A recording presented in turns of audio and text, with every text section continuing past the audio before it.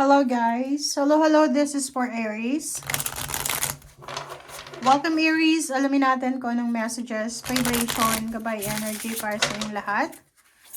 This is general reading for the week 12. Okay, so this is January 12 hanggang 18. Aries, ano ba ang messages? Energy na para sa'yo. Okay, number 10 and Ace of Heart. Ace of Cups. Number 11, number 10. Okay, magkaiba to, Aries na energy, pero babasahin natin. Etong number 3, 3 of Spade, number 10. Sinasabi ng barahan na there's a good luck and great abundance, Aries, na posibleng darating sa'yo. So, recognition, awards, and lahat daw ng ambisyon mo ay possible na mangyari. Ang second card mo is number 11, Ace of Cups. Facts. So, mag-iingat tayo sa mga bagong kakilala mo, Aries. If you are, sa linggong ito, kung sa linggong ito, meron ka na matatanggap na proposal, business proposal, o yung mga dati mong kakilala, or yung mga dati mong katrabaho, or dating company na pinagtatrabahuan mo, pwedeng magbigay sa inyo ng heads up or ano pa man. Sinasabi ng barahan na mag-iingat kayo. Kaya huwag kayong magtitiwala. Okay?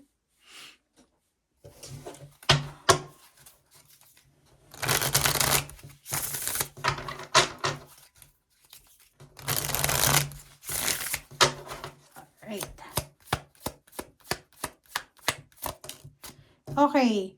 Drain, resilient, 9 of Wands. So, nakikita natin, Aries, na sa linggong ito, may iba sa inyo dyan na masyadong workaholic or masyadong masipag. So, possible kayo na magkaroon ng sipon, ubo, lagnat, and kailangan nyo ng pahinga if you are sick or if you are tired.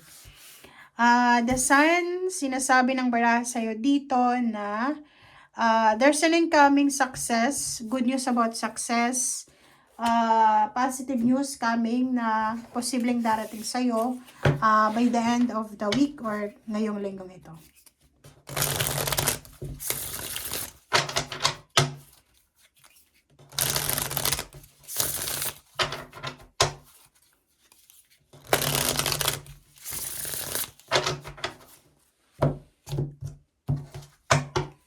Alright.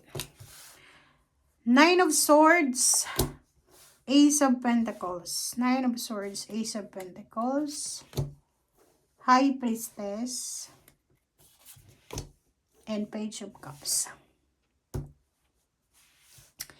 Aries, sinasabi ng baraha sa'yo dito na may iba sa inyo na sobrang magiging swerte simula ngayong linggo, pero may iba naman sa inyo na posibleng namumroblema kayo financially kasi marami kayong bills, marami kayong mga obligations financial. Sinasabi ng baraha sa'yo na there's a hidden blessings na paparating sa'yo, Aries. There's an offer. Maybe this is from your family members or from someone na posibleng makatulong sa'yo. Pwedeng matulungan kang makahanap ng trabaho, matulungan kang makabayad sa mga bills mo, or etong taong ito ay maybe water sign, Pisces, Scorpion, Cancer. Siya ay matutulungan ka sa kung ano man na burdens, lalo na yung mga hindi mo sinasabing burdens. Okay? Knight of Swords and the Four of Cups. Sinasabi ng baraha sa inyo dito na there's incoming news about sa direksyon na hinahanap mo or hinihintay mo. So, halimbawa kung naghahanap ka ng trabaho or pwedeng nag-aantay ka ng kontrata, nag-aantay ka ng sweldo or nag-aantay ka ng balita, this week ay posibleng makatanggap ka ng balita. So, there's a good news, there's incoming blessing na paparating sa'yo na matagal mo nang hinihintay. Okay, the Sun. So, double Sun. So, sinasabi ng baraha na this week ay may selebrasyon na magaganap sa buhay nyo. It's either a family celebration, celebration of success, celebration of peace, harmony, or any celebration na pwedeng magdala sa'yo ng happiness or contentment.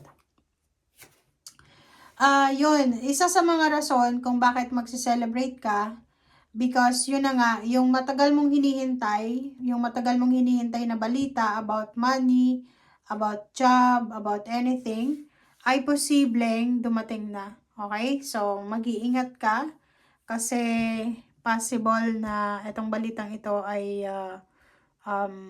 hindi mo masyadong masagip siya ng maayos kasi nakafocus ka sa iba. Okay? Wait lang guys. Bakit ganun? Nasira yung balasa natin. Alright. So, Aries, maging careful tayo sa mga blessings sa paparating kasi baka hindi mo yan masyadong makita. Kasi busy ka sa iba. Etong 5 swords na to, this is about things na kailangan mong i-give up. 3 of Pentacles, this is about the business, the source of income na kino-contemplate mo. Medyo natatakot ka or maybe na medyo nag-aalala ka kung tama ba tong desisyon mo.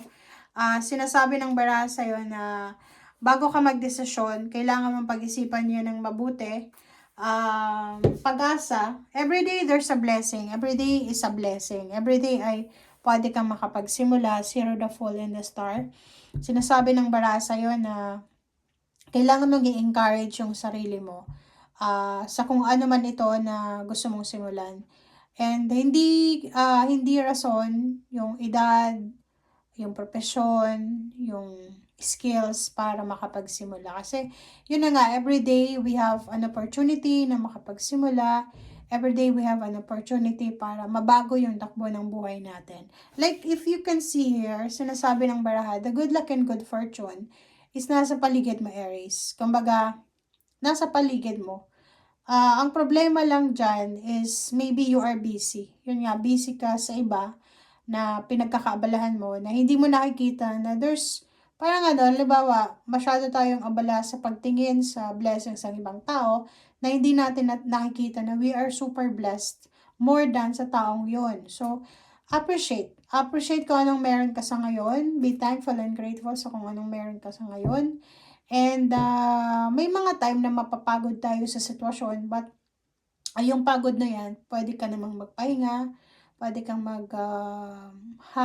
ihang mo muna yung plano mo, but pwede mo siyang balikan. Pwede kang magplano ulit after mong makapagpahinga, makapag-refresh, or makapag-replenish ang energy mo. Okay? So, thank you guys for watching, Aries. And this week, sinasabi ng baraha na mag-iingat lang tayo sa mga tao na gustong lumapit sa atin, na mag-offer ng trabaho, mag-offer ng pera, ganyan-ganito. Kasi pwedeng pagplanuhan ka ng masama. Okay? Thank you guys. Bye!